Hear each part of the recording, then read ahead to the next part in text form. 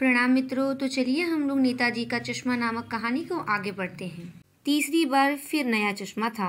हालदार साहब की आदत पड़ गई हर बार कस्बे से गुजरते समय चौराहे पर रुकना, पान खाना और मूर्ति को ध्यान से देखना। एक बार जब कौतूहल दुर्दमनीय हो उठा तो पान वाले से ही पूछ लिया, क्यों भाई, क्या बात है? यह तुम्हारे नेताजी का चश्मा हर बार बदल कैसे जाता है? पान वाले के खुद के मुंह में पान ठूसा हुआ था। वह एक काला, मोटा और खुश मिजाज आदमी था। हालदार साहब का प्रश्न सुनकर वह आंखों ही आंखों में हंसा। उसकी तोंद थिरकी। पीछे घूमकर उसने दुकान के नीचे पान थूका और अपनी लाल काली बत्ती सी दिखाकर बोला, कैप्टन चश्मे वाला करता है। क्या करता है? हालदार साहब कुछ समझ नहीं पाए। चश्मा चेंज करता है, पान वाले ने समझाया। क्या मतलब? क्यों चेंज कर देता है?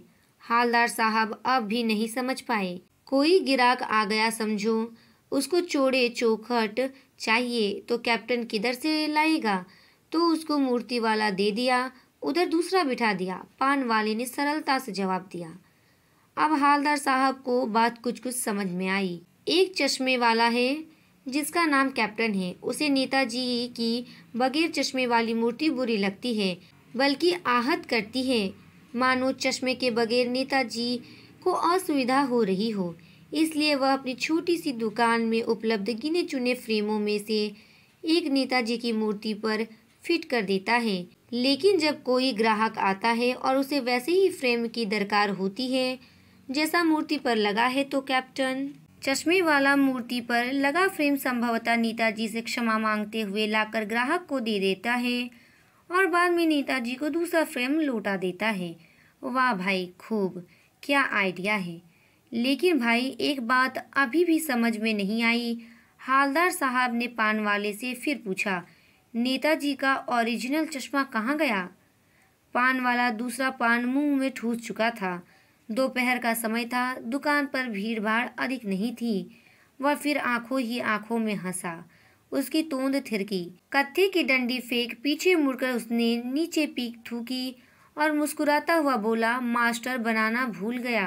पान वाले के लिए यह एक मजेदार बात थी, लेकिन हालदार साहब के लिए चकित और द्रवित करने वाली।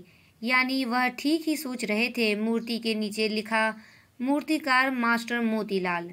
वाकई कस्बे का अध्यापक था। बेचारे ने महीने भर में मूर्ति बनाकर पटक देने का वादा कर लिया होगा।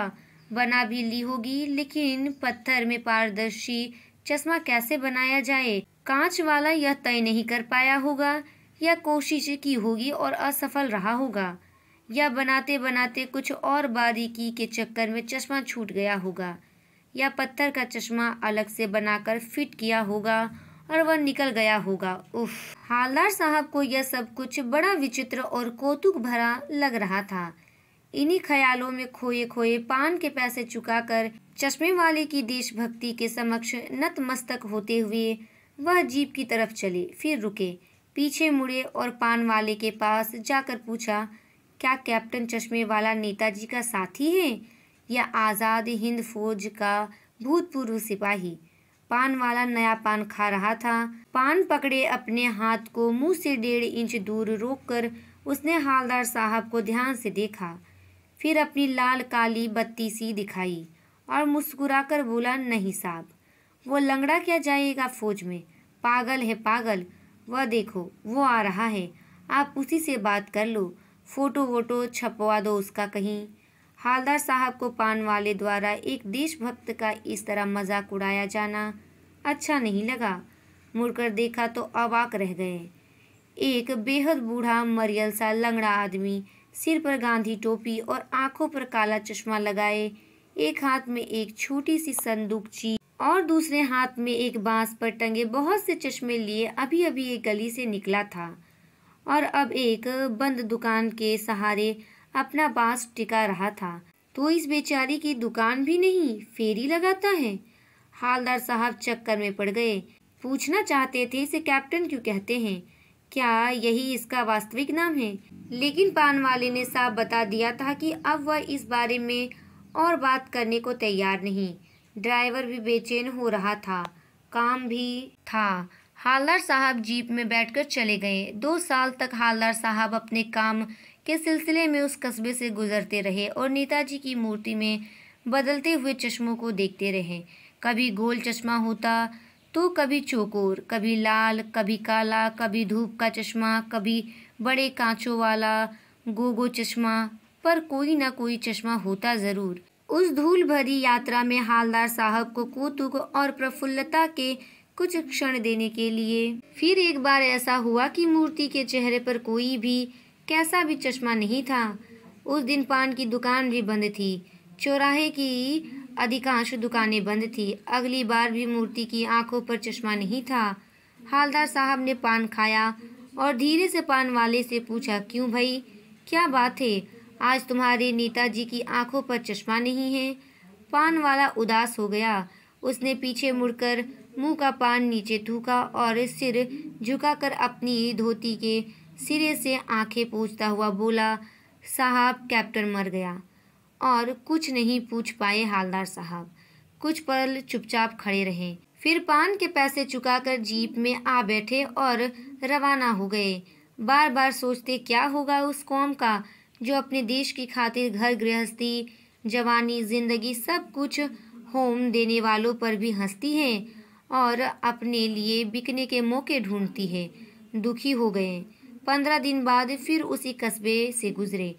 कस्बे में घुसने से पहले ही ख्याल आया कि कस्बे की हृदय स्थली में सुभाष की प्रतिमा अवश्य ही प्रतिस्थापित होगी, लेकिन सुभाष की आंखों पर चश्मा नहीं होगा क्योंकि मास्टर बनाना भूल गया और कैप्टन मर गया। सोचा आज वहां रुकेंगे नहीं, पान भी नहीं खाएंगे, मूर्ति की तरफ देखेंगे भी नहीं, सीधे निकल जाएंगे। ड्राइवर से कह दिया, चौराहे पर रुकना नहीं, आज बहुत काम है, पान आगे कहीं खा लेंगे। लेकिन आदत से मजबूर आंखें चौराहा आते ही मूर्ति की तरफ उठ गई। कुछ ऐसा देखा कि चीखें, रोको। जीप स्पीड में थी। ड्राइवर ने जोर से ब्रेक मारे। रास्ता चलते लोग देखने लगे। जीप रुकते न रुकते हालदार साहब जीप से कूदकर तेज तेज कदमों से मूर्ति की तरफ लपके और उसके ठीक सामने जाकर अटेंशन में खड़े हो गए। मूर्ति की आंखों पर सरकंडे से बना छोटा सा चश्मा रखा हुआ था, जैसा बच्चे बना लेते हैं। हालदार साहब भावुक हैं। इतनी सी बात पर उनकी आंखें भर आई। अर्थात इस कहानी से स्पष्ट होता है कि हमारे देश के प्रत्येक नागरिक में देशभक्ति की भावना कूट कूट कर भरी हुई है और इसी को बताने के लिए स्वयं प्रकाश जी ने इस कहानी की रचना की है। यह कहानी अपने में अद्वितीय है और यहीं पर यह कहानी समाप्त होती है। धन्यवाद।